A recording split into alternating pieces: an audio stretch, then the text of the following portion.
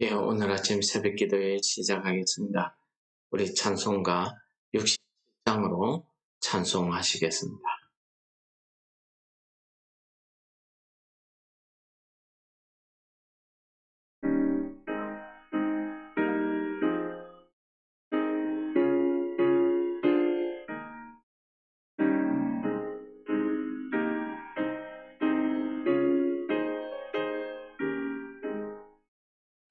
영광의 왕께 다 경배하며 그 크신 사랑 늘 찬송하라. 옛부터 영원히 창강되시니 그 영광의 주를 다 찬송하라. 능력과 은혜 다 찬송하라. 그 모습의 빛 그 집은 궁창 그 노래 소리로 주노하시고 폭풍의 날개로 달려가신다. 저 아름답고 놀라운 일이 가득한 이 땅 아주의 조화 그 힘찬 명령에 더 잡히나니 저 푸른 바다는 곧 자라리라.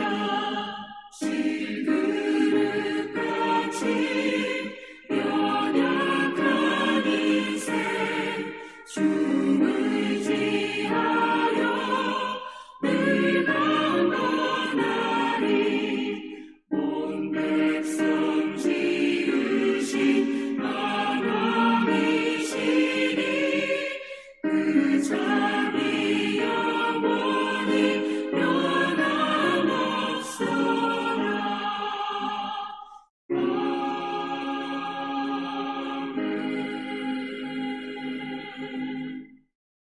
예, 오늘 본문 말씀은 역대상 16장 23절에서 36절 말씀을 봉독하겠습니다. 온 땅이여 여호와께 노래하며 그의 구원을 날마다 선포할지어다. 그의 영광을 모든 민족 중에 그의 기이한 행적을 만민 중에 선포할지어다. 여호와는 위대하시니 극진히 찬양할 것이요 모든 신보다 경외할 것이며 만국의 모든 신은 헛것이나 여호와께서는 하늘을 지으셨도다. 존귀와 위엄이 그의 앞에 있으며 능력과 즐거움이 그의 처소에 있도다. 여러 나라의 종족들아 영광과 권능을 여호와께 돌릴지어다. 여호와께 돌릴지어다. 여호와의 이름에 합당한 영광을 그에게 돌릴지어다. 재물을 들고 그 앞에 들어갈지어다. 아름답고 거룩한 것으로 여호와께 경배할지어다. 온 땅이여 그 앞에서 떨지어다. 세계가 굳게 서고 흔들리지 아니하는도다.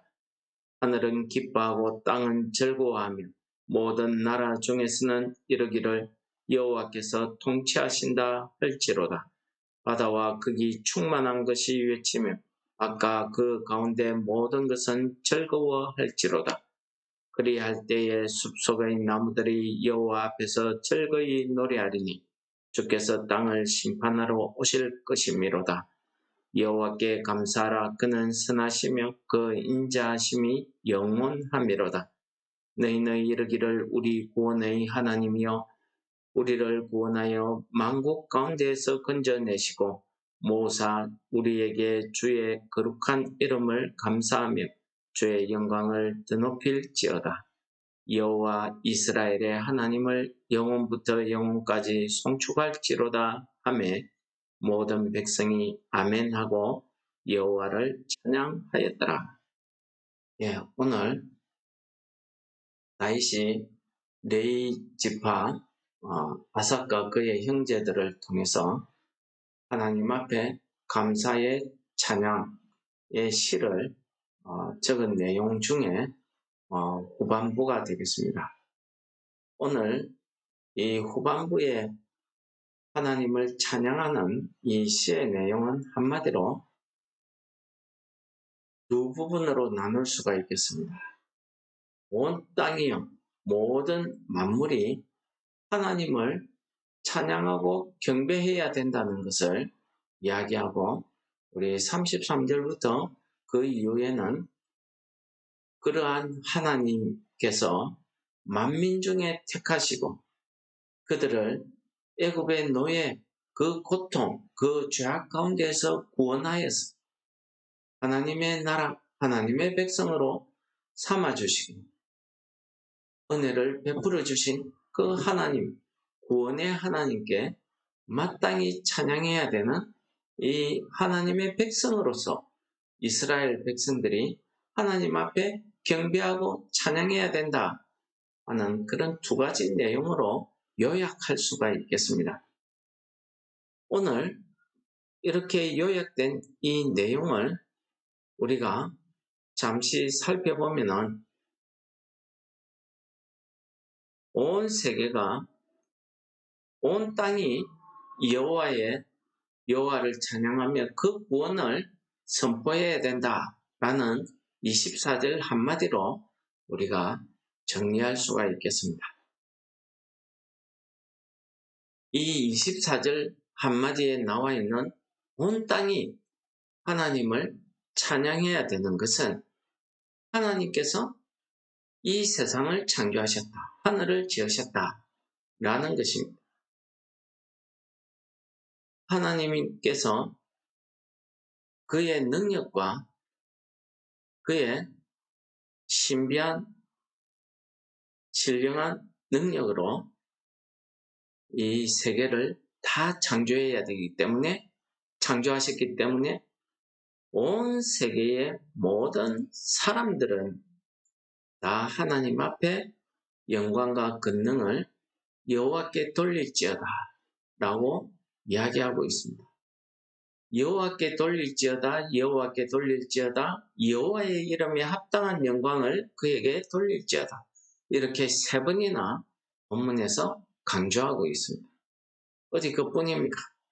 여호와께 영광을 돌릴 때에는 그 앞에 예물을 가지고 들어가고 그 예물이 아름답고 거룩한 것으로 하나님 앞에 경배해야 된다는 것입니다. 두 번째는 이 세상의 모든 만물을 지으신 하나님의 신비한 그 능력으로 이 세상을 다스리시는 그 하나님께서 이제 심판의 주로 이 땅에 오신다는 것입니다. 온 땅이 여호와 앞에서 그 앞에서 떨지어다 세계가 굳게 서고 흔들리지 아니하라. 이것은 하나님의 그 다스리시는 그 하나님의 능력, 이 세계를 움직이시는 그 하나님의 자연의 법칙이 이 세상을 끌고 계시다는 것을 이야기합니다. 그렇기 때문에 하늘이 기뻐하고 땅이 즐거워한다는 것입니다. 바다와 극이 충만한 것이 하나님을 찬양하고 외친다는 것입니다. 아까 그 가운데 모든 것은 즐거워할지로다. 그럴 때에 숲속의 나무들이 여호와 앞에 즐거이 노래하며 주께서 땅을 심판하러 오신다는 것을 이야기하고 있습니다. 이 말씀을 우리가 로마서에서 읽어보시면 로마서에서 이렇게 이야기하고 있습니다. 로마서 1장 20절에서 창세로부터 그의 보이지 않는 것들, 곧 그의 영원하신 능력과 신성이 그가 만드신 모든 만물에 분명히 보여 알려졌기 때문에 그러므로 그들이 핑계하지 못할지니라. 왜 바울 사도가 로마서 1장 20절에 이 말을 썼느냐 하면은 복음을 듣지 못한 사람들이 어떻게 구원을 받을 수 있는가? 라는 이런 부분에 대해서 복음을 우리가 자랑스럽게 전해야 되는 이유가 여기 있다라는 것을 이야기합니다. 하나님의 심판, 하나님의 진노가 일어날 때에 그들이 나는 하나님을 몰랐다 라고 말하지 못한다, 핑계하지 못한다는 것입니다. 왜 그러냐 하면은 하나님을 알만한 것이 그들에게 이미 보여졌다는, 세상 모든 만물 가운데서 보여졌다는 것입니다. 하나님께서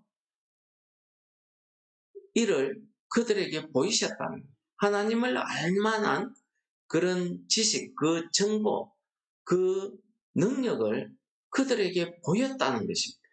온 세상 만민에게 보였다는 것입니다. 사람이라고 하면은 하나님의 이 능력을, 하나님을 알만한 것이 이 세상에 드러나 있다는 것입니다. 그래서 바다와 그 충만한 것들, 온 세상에 하늘을 보든지 땅을 보든지 여기에 온 세상에 충만한 하나님의 능력과 신성을 통해서 우리가 하나님이 살아계시구나, 하나님이 창조주시구나, 하나님이 이 땅을 심판하러 오시구나 하는 그 사실을 알게 되어 있다는 것입니다. 사람이면은 그 사실을 알게 되어 있다는 것을 로마서 1장 20절에서 이야기하고 있는 것입니다.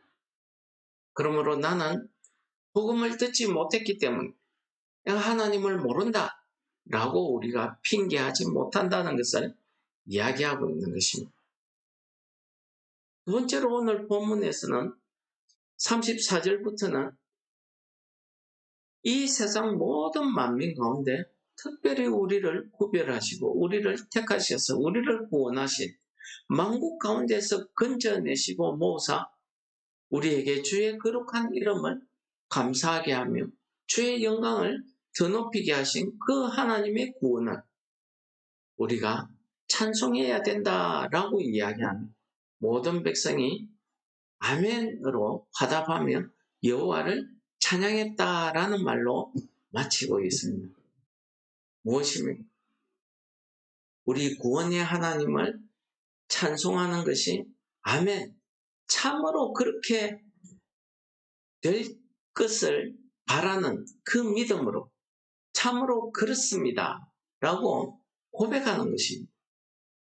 우리가 하나님의 구원을 받았기 때문에 우리는 하나님을 찬양해야 된다, 거기에 찬성하는 것이 참으로 그렇습니다 라고 이야기하면서 화답하면서 여호와를 찬양하였더라 라고 전하고 있습니다. 여러분, 우리 시편 150편을 보시면은 시편 150편 9절이 이렇게 우리에게 이야기하고 있습니다. 호흡이 있는 자마다 여호와를 찬양할지어다 할렐루야 라고 이야기하고 있습니다. 호흡이 있는 자마다 무엇입니까? 사람이면은 여호와를 찬양하는 것, 하나님을 찬양하는 것이 우리의 사람의 도리, 사람의 의무다라는 것을 이야기하고 있는 거죠. 우리가 성경 가운데서 하나님을 찬양하는 시가 제일 많은 것이 우리가 시편입니다. 그런데 시편은 1편부터 150편까지 계속해서 하나님을 찬양해야 되는 그 이유에 대해서 이야기하고 왜 우리가 어떤 때에 하나님을 찬양해야 되는가 하는 것을 아주 자세하게 기록하고 있습니다. 네, 시편 1편에 보시면은 복 있는 사람은 하고 시작했다고 하면은 지금 시편 150편은 호흡이 있는 자마다 여호와를 찬양할지어다 하고 마칩니다. 이게 결론입니다. 시편의 결론입니다. 앞에서도 이야기했지만은 사람이면은 우리가 여호와를 찬양해야 되는 그 이유가 무엇입니까? 하나님께서 이 세상 모든 만물을 창조하시고 하나님의 그 능력과 신성으로 이 세상 우주 만물을 다스리고 운행하시고 그 속에서 우리에게 이른 비와 늦은 비를 주시며 우리에게 햇빛을 주시고 우리에게 바다에 충만한 것, 이 세상 가운데에 충만한 것으로 우리들을 먹이시고 입히시기 때문입니다. 그래서 우리가 이러한 세상의 모든 만물의 이치를 연구하고 깨닫고 하다 보면은 우리가 하나님을 모른다라고 얘기하지 못한다는 것입니다. 그러므로 이 세상에 있는 모든 되어지는 형편을 통해서 우리가 하나님을 찬양해야 된다는 것을 이 시편 기자가 이야기하고 있습니다. 그가 누굽니까? 그가 다윗 아닙니까? 지금 레위 지파를 통해서 하나님을 찬양하고 있는 이 다윗이 바로 이 시편의 저자 아니겠습니까? 우리가 오늘 불렀던 찬송 가운데 3절 가사를 보시면은 3절 가사가 이렇게 기록되고 있습니다. 저 아름답고 놀라운 일이 가득한 이 땅에 그 아름답고 놀라운 일이 다 주의 조화, 주의 신비롭고 주의 그 크신 능력으로 이루어져 있다는 것입니다. 그 후반부에는 이렇게 이야기합니다. 그 힘찬 명령에 터 잡히나니 하나님의 그 말씀에 따라서 하늘 위에 달과 별과 해가 각자의 위치에서 각자의 주어진 책무, 그 의무, 그 일을 하고 있더라는 거지. 자기가 있는 그 위치, 하나님이 정해놓은 그 위치를 떠나서 침범하게 되면은 우리는 세상이 뒤집히지, 세상이 멸망에 가까워졌다고 판단하게 되는 것입니다. 그러므로 바닷물이 아무리 넘쳐도 하나님이 경계를 지어놓은 곳에서는 더 이상 넘칠 수 없다는 것이지.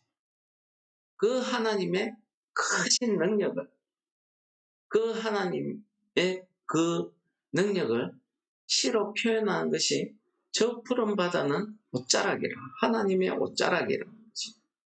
어디 3절만 그렇게 했습니까? 폭풍의 날개로 달려가시고 그 옷은 햇빛이고 그 집은 궁창이고. 오늘 불른 우리 찬송의 시가, 찬송이 하나님의 능력을 이렇게 잘 표현하고 있더라는 거지. 결국 다윗은 하나님을 찬송하는 것은 구원받은 우리만 하는 것이 아니라 호흡이 있는 자는 다 여호와를 찬송해야 된다. 할렐루야, 여호와를 찬양하라 라는 말로 강조하고 있는 것입니다. 이것이 우리 사람들에게 주어진 책무, 사람들이 해야 되는 일이다라는 것을 이야기하고 있습니다. 하나님께서 이 세상을 창조하시고 그것을 우리 사람들에게 주실 때에 그 이유가 무엇이겠습니까? 내가 그를 지었나니 그가 나를 찬송하게 하기 위해서 그를 지었다라는 말씀처럼 우리는 오늘 하루 내가 살아가는 이유가 무엇입니까? 하나님을 찬송하기 위해서 우리가 오늘 하루를 살아간다라고 말씀드릴 수가 있겠습니다. 오늘 하루 종일 우리 입에서 하나님을 찬양하는 찬송이 끊어지지 않기를 이 시간 말씀을 기억하시면서 우리 다 같이 기도하시겠습니다.